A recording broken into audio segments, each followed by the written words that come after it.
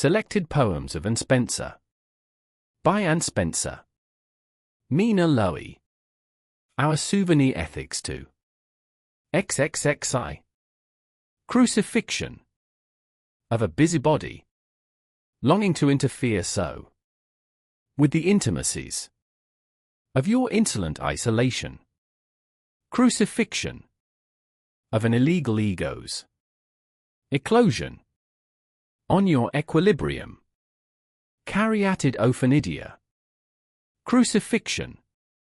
Racked arms. Index extremities. In vacuum.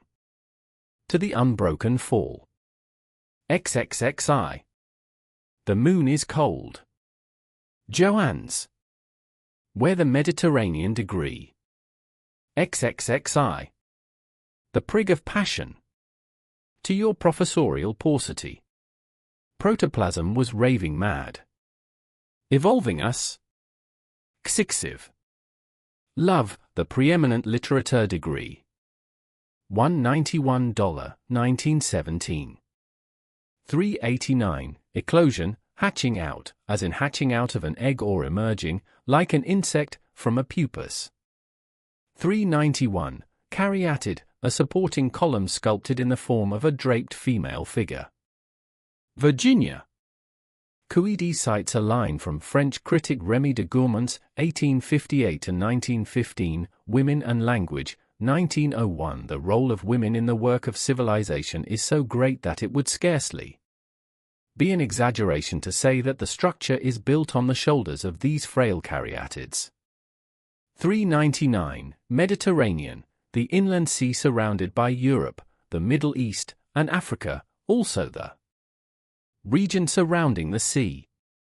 For 04, literature, French, author, man of letters. 15207. Anne Spencer, 1882–1975. Orne Annie Bethel Bannister owned a Virginia plantation of racially diverse parentage.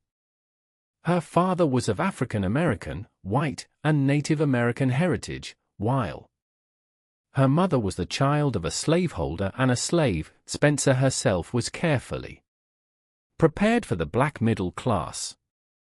To this complex background was added the political education she received from James Weldon Johnson, whom she first met when he was field secretary for the NAACP in 1918. She had begun writing poetry in 1896. But in the 1920s took on modernist techniques and a more pointed politics, though she addressed women's issues more frequently than racial ones. Many of her poems were about nature, and they were often enigmatic and ironic. Meanwhile she organized the Lynchburg, Virginia, NAACP chapter, and wrote editorials attacking the fiction of white supremacy. Yet she also loved the solitude of her garden and spent much time away from the world in a cabin there. A large quantity of her unpublished work was destroyed after her death. White things. Most things are colorful things, the sky, earth, and sea. Black men are most men, but the white are free. White things are rare things, so rare, so rare. They stole from out a silvered world, somewhere. Finding earth plains fair plains, save greenly grassed. They strewed white feathers of cowardice, as they passed. The golden stars with lances fine. The hills all red and dark and pine. They blanched with their wand of power, and turned the blood in a ruby rose to a poor white poppy flower. They pied a race of black men, and burned them to ashes white. Then, laughing, a young one claimed a skull. For the skull of a black is white, not dull, but a glistening awful thing, made, it seems, for this gal to swing in the face of God with all his might, and swear by the hell that sired him. Man-maker, make white. Anne Spencer. Lady, lady, lady, lady, I saw your face, dark as night withholding a star. The chisel fell, or it might have been. You had borne so long the yoke of men. Lady, lady, I saw your hands. Twisted, awry, like crumpled roots. Bleached poor white in a sudsy tub.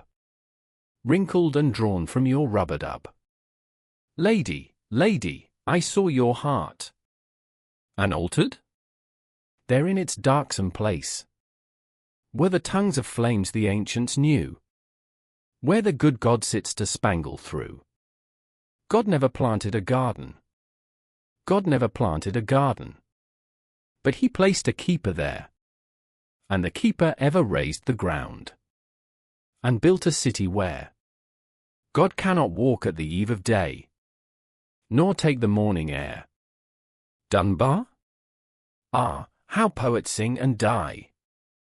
Make one song and heaven takes it. Have one heart and beauty breaks it.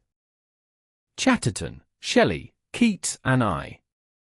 Ah, how poets sing and die.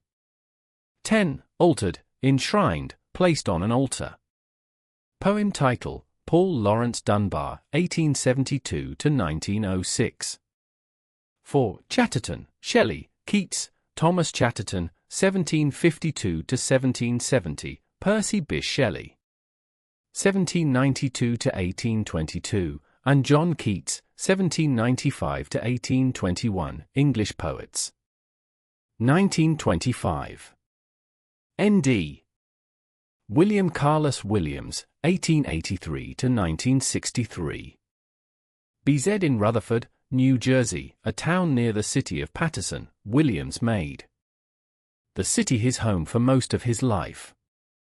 He would mix cosmopolitan experience with a commitment to local American life.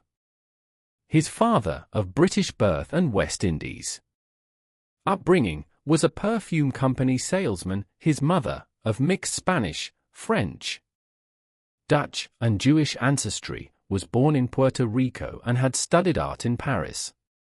After 2 years of study in Switzerland and Paris, Williams returned to earn an M.D. at the University of Pennsylvania.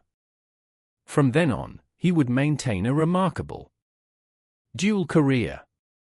One of the most prolific and versatile writers of the period, he was also a full-time doctor serving poor and middle-class patients in northern New Jersey, delivering over 1,000 of their babies in the course of his career. From his medical practice, Williams would draw characters for his fiction and poetry. He would also remain deeply committed to their lives, to their struggles, and to their sustaining humor. His class sympathy helped him understand the relationship between radical artistic innovation and radical politics in the 1920s and 1930s. As a result, for decades he was a fellow traveler on the left, publishing in communist journals, supporting the Spanish Republic, and earning enough of a progressive reputation to be turned down for a position as poetry consultant at the Library of Congress a year after the anti-communist witch hunt started in 1947. Many literary scholars during the McCarthy period of the next decade avoided Williams out of fear of his politics and revulsion at his conversational idiom and working-class commitments. But Williams had been immensely influential for other poets all along, and scholars would finally rediscover him in the 1960s and 1970s.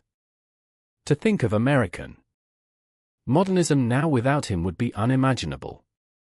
Williams had met Pound and H.D. at Penn. He would later become friends with Moore and Stevens and a number of avant-garde painters based in New York. His first poems were somewhat derivatively romantic, but by 1916 he was writing short lyrics in a decidedly American idiom that drew on several modernist impulses. They remain among his masterpieces.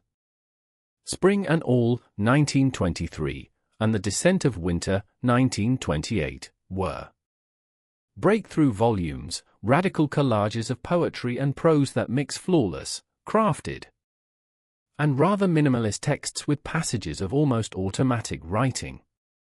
These rich books remain infinitely interpretable.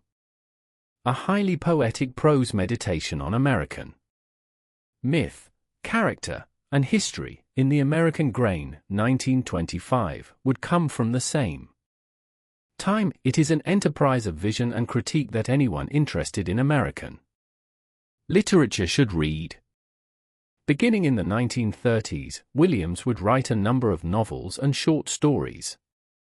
In the 1940s, he would begin publishing portions of his book-length poetic epic, Patterson. It was the fulfillment of his impassioned sense of place, of a commitment to American culture that was never merely celebratory but rather the witness of a devoted and attentive critic, a critic seeking a redemptive idiom amid